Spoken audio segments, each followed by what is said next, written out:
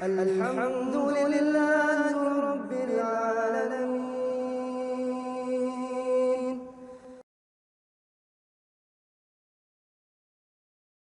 ونعوذ بالله من شرور أنفسنا ومن سيئات أعمالنا من يهده الله فلا مضل له ومن يضلل فلا هادي له وأشهد أن لا إله إلا الله وحده لا شريك له وأشهد أن محمدا عبده ورسوله لا نبي بعده اللهم صل وسلم وبارك على نبينا محمد وعلى آله وصحبه أجمعين يا أيها الذين آمنوا اتقوا الله حق تقاته ولا تموتن إلا وأنتم مسلمون يا أيها الناس اتقوا ربكم الذي خلقكم من نفس واحدة وخلق منها زوجها وبث منهما رجالا كثيرا ونساء واتقوا الله الذي تساءلون به والأرحام إن الله كان عليكم رقيبا يا أيها الذين آمنوا اتقوا الله وقولوا قولا سديدا يصلح لكم أعمالكم ويغفر لكم ذنوبكم ومن يطع الله ورسوله فقد فاز فوزا عظيما أما بعد فإن أصدق الحديث كتاب الله وخير الهدي هدي محمد صلى الله عليه وسلم وشر الأمور محدثاتها فإن كل محدثة بدعة وكل بدعة ضلالة وكل ضلالة في النار. Bapak-bapak dan ibu-ibu, saudara-saudari jamaah Masjid Al-Mas yang dirahmati Allah Subhanahu wa taala. Alhamdulillah, kita bersyukur kepada Allah Subhanahu wa taala dengan rasa syukur yang sebesar-besarnya, dengan rasa syukur yang sedalam-dalamnya, dan bersyukur kepada Allah secara serius, karena seringkali para penceramah mengajak kepada hadirin di awal sesi ceramahnya, mengajak bersyukur, memuji Allah Subhanahu wa ta'ala.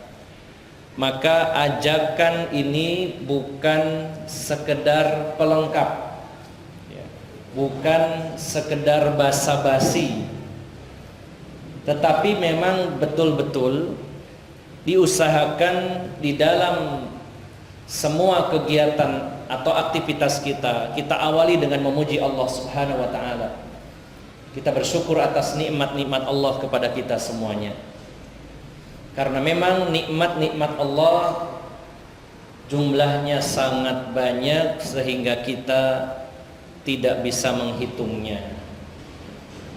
Maka bagaimana ketika kita mendapatkan satu kebaikan dari makhluk, kita berterima kasih. Apalagi kalau itu dapat kebaikan yang tidak terhitung, maka sudah sepantasnya kita bersyukur kepada Allah dengan lebih serius, ya, bukan hanya teori, bukan hanya basa-basi. Kita serius menjadi hamba-hamba yang bersyukur kepada Allah Subhanahu wa ta'ala. Tidak hanya di lisan kita, tetapi juga syukur dalam batin kita. Dan juga tidak hanya lisan dan batin kita, kita bersyukur dengan anggota tubuh kita. Kaki kita bersyukur dengan berjalan menuju kebaikan, berjalan menuju majelis ilmu, berjalan menuju ulama, menuju orang-orang yang berilmu. Tangan kita gunakan untuk menulis, untuk mengetik sesuatu yang mengandung pahala. Lisan kita gunakan untuk sesuatu yang baik. Mata kita gunakan untuk melihat yang baik. Telinga kita gunakan untuk yang baik. Semuanya adalah wujud dari syukur kepada Allah Subhanahu wa ta'ala. Semoga Allah jadikan kita sebagai hamba-hamba yang bersyukur dan istiqomah dalam bersyukur kepadanya. Bapak-bapak dan ibu-ibu jamaah yang dimuliakan Allah Subhanahu wa ta'ala, kita akan melanjutkan kajian kitab Ghazawatur Rasul sallallahu alaihi wasallam. Perang-perang Rasulullah Muhammad sallallahu alaihi wasallam. Perlu kita camkan dan kita perhatikan bahwa kita mempelajari perang-perangnya Rasulullah sallallahu alaihi wasallam, maka penerapannya bukan semata-mata untuk perang. Karena kita saat ini secara fisik dan senjata mungkin belum diberi kesempatan oleh Allah berperang sebagaimana Rasulullah dan para sahabat. Sehingga kalau membahas bab tentang perang, lalu pikiran kita buat apa yang dipelajari kalau kita nggak perang? Maka Bapak Ibu jamaah sekalian, di dalam perjalanan hidup Rasulullah SAW semuanya tidak ada yang sia-sia. Semua manuver, semua gerak-gerik, semua tindak tanduk Rasulullah adalah ilmu, petunjuk bagi kita semuanya. Dan apa yang Rasulullah lakukan dalam peristiwa-peristiwa perang yang beliau ikuti, maka tindak tanduk beliau, keputusan-keputusan, kebijakan-kebijakan beliau sangat bisa diaplikasikan dalam hal lain, bukan dalam hal perang saja. Sebagai contoh, dalam peristiwa perang-perang Rasulullah, bagaimana Rasulullah itu melakukan musyawarah dengan para sahabat. Dan ini kita gunakan atau bermanfaat sekali dalam kehidupan kita sehari-hari. Saat kita berkomunitas, saat kita berkumpul di yayasan, di sebuah masjid, sebuah klub atau apa saja, maka yang bernama musyawarah akan selalu ada. Dan itu kita mencontoh bagaimana Rasulullah bermusyawarah. Nanti akan kita bahas lebih detailnya dalam peristiwa perangnya Rasulullah. Contoh lain, bagaimana Rasulullah itu memanage informasi yang beliau terima. Apakah informasi ini harus disebarkan, ataukah informasi ini harus disimpan oleh Rasulullah dan orang-orang tertentu? Apa maslahat mafsadatnya tentang informasi tersebut? Bagaimana Rasulullah mengelolanya? Ini butuh sekali.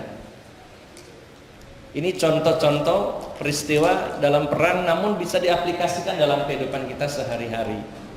Maka tidak ada ruginya kita belajar tentang perangnya Rasulullah. Dan masih banyak sekali ibrah-ibrah, pelajaran-pelajaran yang kita ambil dari peristiwa-peristiwa perangnya Rasulullah dan para sahabat. Bapak Ibu jamaah sekalian, pada pertemuan terakhir kita sudah membahas tentang perang Badar, dilanjutkan dengan perang Bani Qainuqa. Dan pada malam hari ini kita akan memasuki episode baru, yaitu perang Uhud yang terjadi pada tahun ketiga Hijriyah. Secara global, insya Allah khalayak masyarakat umum sudah sering mendengar bagaimana terjadinya perang Uhud ini.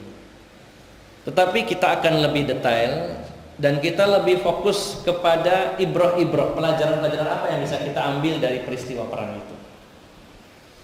Bapak Ibu jamaah sekalian, yang pertama, dalam semua peristiwa perang Rasulullah SAW dan juga perang-perang lainnya tentu ada faktor-faktor pemicunya. Karena apa?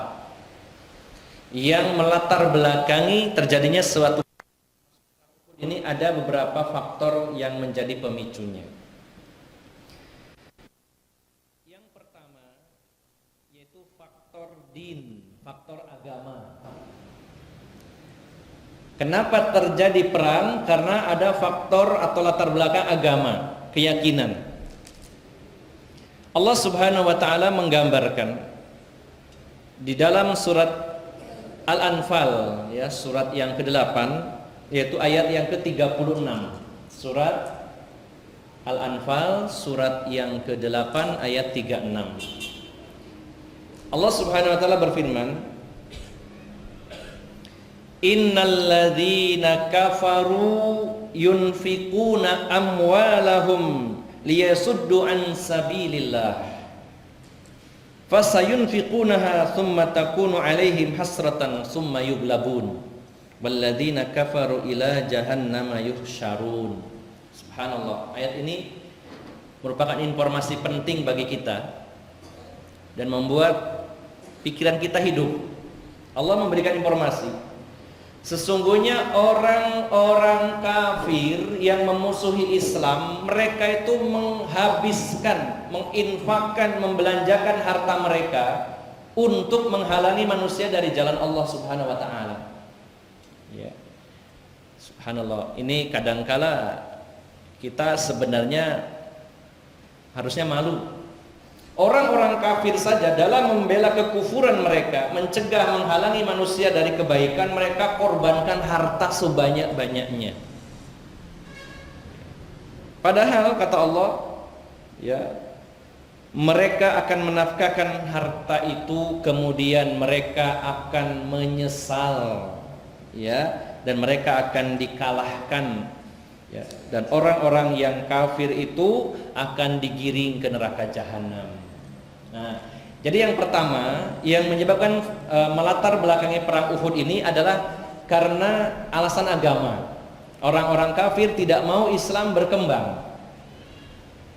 Gimana caranya supaya Islam ini mati? Dengan berbagai cara. Dan itu terjadi sepanjang waktu, sepanjang zaman sampai hari kiamat. Tidak akan berhenti orang-orang kafir menghalangi manusia dari jalan Allah. Dikucurkan dana yang tidak sedikit, proyek-proyek besar mereka lakukan. Bagaimana supaya Islam ini tidak kuat? Bagaimana, di manakah letak titik kelemahan-kelemahan kaum muslimin? Yang mana untuk menaklukkan, untuk mengalahkan ini butuh biaya. Semuanya butuh biaya. Jangan dikira orang yang berjuang membela agama Allah butuh biaya. Orang yang menghalangi manusia dari jalan Allah butuh biaya, bahkan mungkin lebih besar dari yang kita keluarkan. Maka bagaimana kita akan merasa berat mengeluarkan harta kita, sementara mereka di jalan kesesatan berikut mudah mengeluarkan hartanya. Ya, nanti akan ada bagaimana peristiwa pengumpulan dana orang-orang Quraisy sebelum perang Uhud. Luar biasa. Kita tercengang melihat semangat mereka dalam kekufuran. Ya. Maka bagaimana kita tidak semangat dalam kebenaran? Kita seringkali dalam urusan agama menyisihkan harta kita itu ala kadarnya. Kita sisihkan kalau ada, itu pun kadang sedikit. Sementara untuk kepentingan-kepentingan lain, kita dengan mudahnya kadang-kadang mengeluarkan harta itu. Untuk sekedar hobi kadang-kadang jauh lebih besar dari infak yang kita berikan. Masya Allah. Ini nasihat bagi saya dan bagi Bapak Ibu sekalian. Dengan sesuatu yang menjadi kesenangan kita ini tidak eman-eman mengeluarkan duit. Monggo keluarkan kalau yang itu memang suka, tapi juga ada alokasi untuk jalan Allah Subhanahu wa taala. Wah, kalau beli untuk hobi itu tidak eman-eman. Orang itu kalau suka burung, ya, ada yang suka burung, Pak. Burung berapa itu dibeli? Ya namanya juga suka. Jutaan beli burung itu. Ya. Kalau sudah suka motor itu ya, Masya Allah, nggak ada habisnya ya. Sudah ada ini knalpotnya kok kurang ya, kayaknya harus diganti yang ini. Knalpotnya sudah oke, kayaknya setirnya kurang tinggi, nah beli lagi. Itu yang suka motor. Hobi orang masing-masing ya. Ada yang suka rumah, ada yang suka mobil. Kalau suka lawan jenis itu semua suka ya. Pasti butuh biaya kalau itu ya. Semua suka insya Allah. Tetapi Bapak Ibu sekalian, ya bukan berarti Islam mengharamkan ya. Tetapi hendaknya kita juga berpikir bahwa kalaupun ada hobi-hobi yang kita salurkan butuh biaya, setidaknya ada alokasi juga untuk jalan Allah Subhanahu wa taala. Karena orang-orang kafir ternyata mereka sangat antusias dalam menginfakkan, membelanjakan harta mereka dalam rangka menghalangi manusia dari jalan Allah. Dengan berbagai cara, coba. Islam dan kaum muslimin ini, terutama kaum muslimin ya, dirusak dengan hal-hal yang memang bisa dijadikan alat. Seperti misalkan ya, bagaimana musuh-musuh Islam ini memberikan dorongan atau memberikan support supaya narkoba, miras itu bisa menyebar di tengah kaum muslimin. Mereka mau berkorban untuk di awalnya menyebarkan minuman keras, narkoba dengan biaya yang tidak sedikit. Kemudian lagi mereka tahu kelemahan kaum muslimin terutama laki-lakinya dengan wanita. Berapa besar biaya yang dikeluarkan untuk mengadakan acara-acara yang sebenarnya untuk menimbulkan fitnah. Kontes ratu kecantikan itu butuh biaya besar seluruh dunia, sehingga orang tergiur untuk ikut ya. Dan kontes-kontes lainnya, bagaimana caranya kaum muslimin rusak ya. Masya Allah, kalau kita jabarkan satu persatu ini ya akan selesai. Banyak sekali manuver-manuver yang mereka lakukan, dan semuanya butuh biaya yang tidak sedikit.